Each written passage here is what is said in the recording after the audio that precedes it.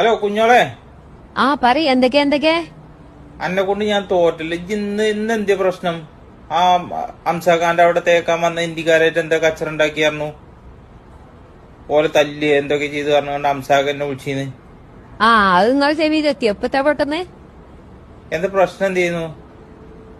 പ്രശ്നം ഇപ്പൊ എന്താ വെച്ച് കഴിഞ്ഞാൽ അംസാഖാന്റെ അവിടെ തേക്കാൻ വന്ന ആ ബംഗാളികളുണ്ടല്ലോ ഓലെന്നാ തേപ്പ് കഴിഞ്ഞു പഴന്തണിയായപ്പോ ഞാനിത് കുളിച്ചിങ്ങാണ്ട് മറ്റേ ഡ്രസ്സിലോ തോടിയിരുന്നു കുട്ടികളെ ഛർദിയിട്ടൊക്കെ ആയിരത്തി തോടിയിരുന്നു. അപ്പൊ എന്നോട് ചോദിച്ചു മാഡം ചോട്ടാ നിക്കൾ കഹാ ഹേ ചോദിച്ചു. ഞാൻ വന്ന അന്ത് നിക്കളൊന്നും ഇവിടെ ഇല്ലാന്ന്. പിന്നെ എന്നോട് ചോദിച്ചു ചോട്ടാ നിക്കൾ കഹാ ഹേ ചോദിച്ചു.